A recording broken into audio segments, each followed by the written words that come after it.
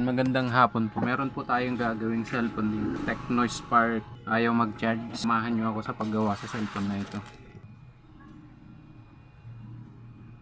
Unang-una tatanggalin natin yung back casing niya. No? Kailangan ng blower. Blower natin para ma-loosen yung pandikit po na nakadikit dyan.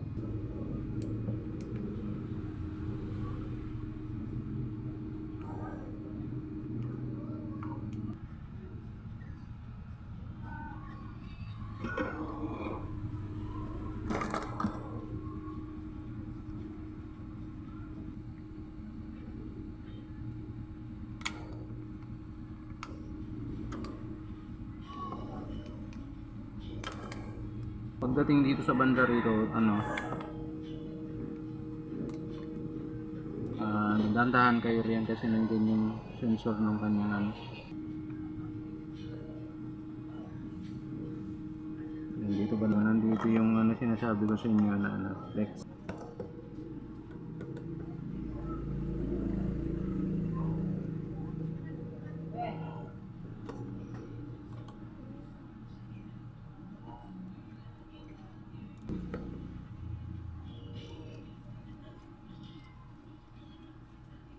Tanggalan natin lahat yung screw. Ilabas po natin yung SIM card tray.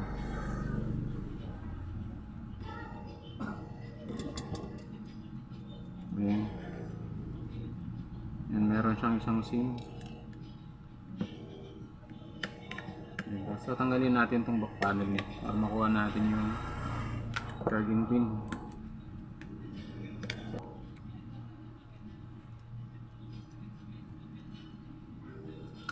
Minsan kasi nakatago yung mga screw kaya visualize nyo na lang ng mabuti. Yan. Ito yung kanyang back panel. Dito nakaano yung mga So sa hanggang dyan ito, dahan-dahan din kayo kasi maraming nakadikit dyan na kailangan sa alang-alang kasi mapapatid sila. Ganun katulad dito. Ayan. Nakakabit dito sa back panel niya. Yung charging board niya, lalabas natin yan.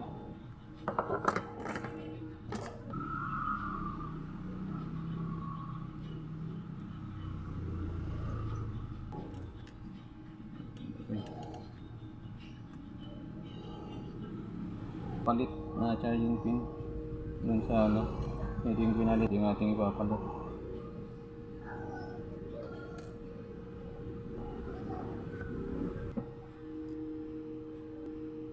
Ayan, ating papalitan gawa ng ayaw na talagang ito.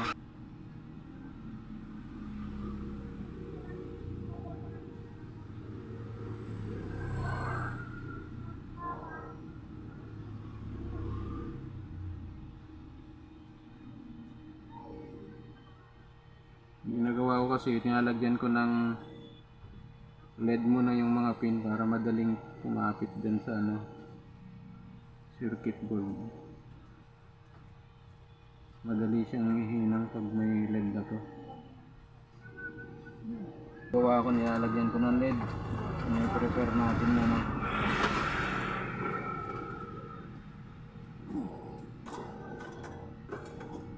tayo ng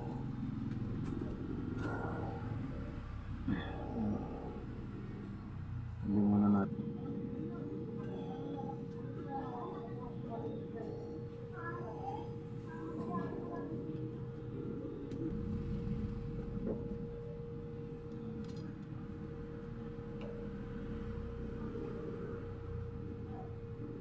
Yan, hihinang lang ng maigi yung kanyang mga pin para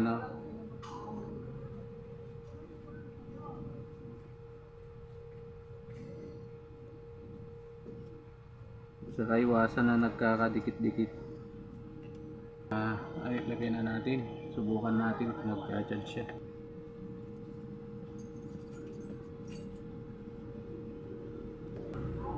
Ayun, okay na. Ulang na.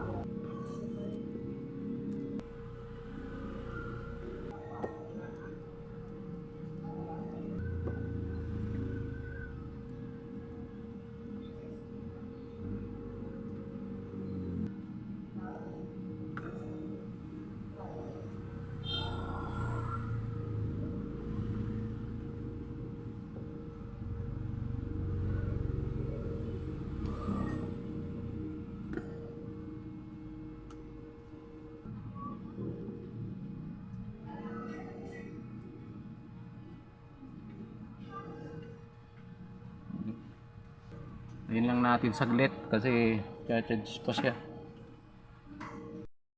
Buhay na po ito. Meron na siyang 3%. Tayin lang natin.